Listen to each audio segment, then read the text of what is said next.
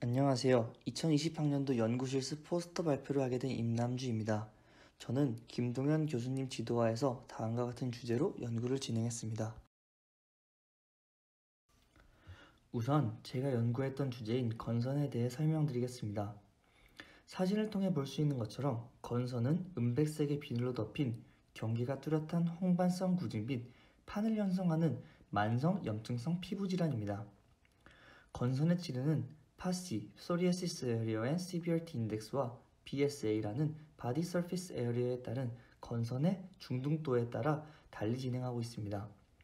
가령 건선의 중등도는 경증, 중등증, 중증으로 나뉘는데 경증의 환자의 경우엔 국소도포제나 보습제로 치료하며 중등증 이상의 경우 광선치료와 전신치료제를 우선적으로 고려하고 있습니다. 특히 중등증 이상의 건성 환자에서는 생물학적 제제를 주로 사용하는데 생물학적 제제는 건선의 발생 기전에 관여하는 사이토카인인 TNF-알파, 인터루킨 23 등을 타겟으로 하며 저희 차병원에서 많이 쓰이는 생물학적 제제로는 아달리루맙, 세쿠키누맙, 구셀쿠맙 등이 있습니다. 이러한 생물학적 제제들은 FDA에서 승인한 투여 간격이 정해져 있기 때문에 이에 따라 환자에게 투여해야 합니다. 하지만 실제로는 병원에 주기적으로 방문하기 어려운 개인적인 사정을 가진 환자들이 존재합니다. 때문에 생물학 제제가 불규칙적 간격으로 투여가 이루어지는 경우가 있습니다.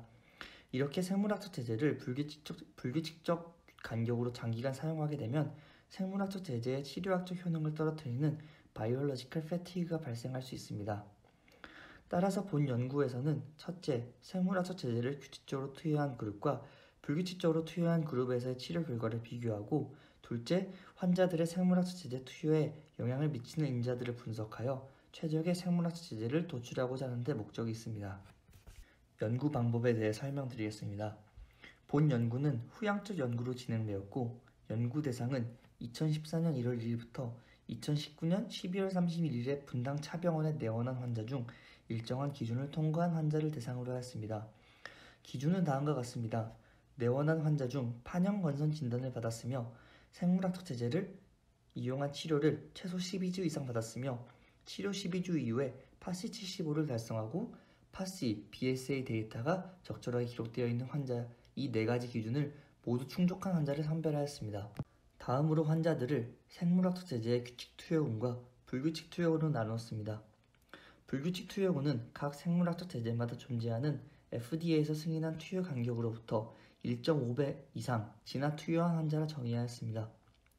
이렇게 나뉜 규칙군과 불규칙군에서 생물학적 제제 투여를 통한 치료 효과를 비교해 보았습니다. 우선 분류된 환자 결과는 다음과 같습니다. 총 209명의 환자 중 95명의 환자가 적절한 기준을 통과하였고 이 중 규칙 투여군은 63명, 불규칙 투여군은 32명이었습니다. 이렇게 분류된 환자들의 특성은 다음과 같았습니다. 테이블 3를 보면 파이널 파시와 BSA 그리고 베이스라인이 되는 이니셜 파시와 BSA로부터의 개선도를 규칙군과 불규칙군에서 비교해 보았습니다. 파이널 파시와 BSA 그리고 개선도는 유의미한 차이가 나타나지 않았습니다. 다음으로 생물학적 제제의 교체 횟수를 분석하였습니다. 테이블 4를 보시면 한 번 이상 생물학적 제제를 교체한 환자의 수는 규칙군에서는 8명, 총 12.7%, 불규칙군에서는 9명, 28.1%였으나 통계학적인 분석 결과 유의미한 차이는 존재하지 않았습니다. 하지만 불규칙군에서 교체 횟수의 비율은 더 높았습니다. 테이블 S1을 보시면 생물학적 제제의 교체 패턴을 보았을 때 파이널 생물학적 제제로 세코키누맙과 구셀쿠맙이 가장 많이 사용되었음을 알 수 있습니다. 피규어 4를 보시면 불규칙군에서 초기 생물학적 제제로 아달리누맙이 주로 사용되었고 구셀쿠맙이 초기 생물학적 제제로 잘 이용되지 않았다는 것을 알 수 있었습니다. 선행 연구에 따르면 구셀쿠맙의 드럭 서바이벌이 아달리누맙보다 더 우수하다는 연구 결과가 있었습니다.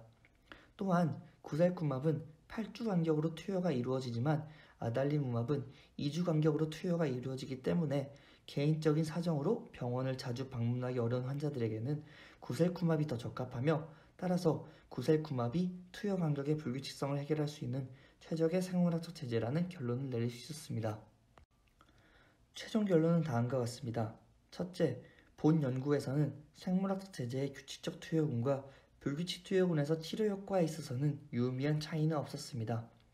그러나 불규칙군에서의 교체 횟수의 비율은 규칙군에서보다 높았습니다. 마지막으로 구셀궁합이 환자의 불규칙적인 생물학적 제제 투여 간격의 개선에 최적의 생물학적 제제라는 결론을 내릴 수 있었습니다. 이번 리컴프 과정을 통해 단순히 혼자서 실험을 설계하여 진행하는 것을 넘어서 연구를 진행하기 전 IRB의 연구 계획서를 작성하고 사전 심의받는 과정을 거쳤습니다. 이 과정을 통해 임상 연구를 하기 위해 필요한 과정에 대해 배울 수 있었습니다. 그리고 환자들의 임상 데이터와 여러 학술 논문을 읽으며 얻은 지식을 바탕으로 가설을 세우고 기준을 정해 그룹을 나누어 결과를 통해 가설을 검증하는 과정을 거쳤습니다. 그 결과 기존보다 더 나은 치료법을 제시할 수 있었습니다. 연구 실습에 대한 발표를 준비하면서 훗날 임상 의사가 되어 환자에게 더 나은 진료를 제공하기 위해 최신 의학 지식을 끊임없이 업데이트해야 하며 환자들의 임상 데이터를 바탕으로 진료를 발전시켜 나가는 자세가 필요함을 배울 수 있었습니다.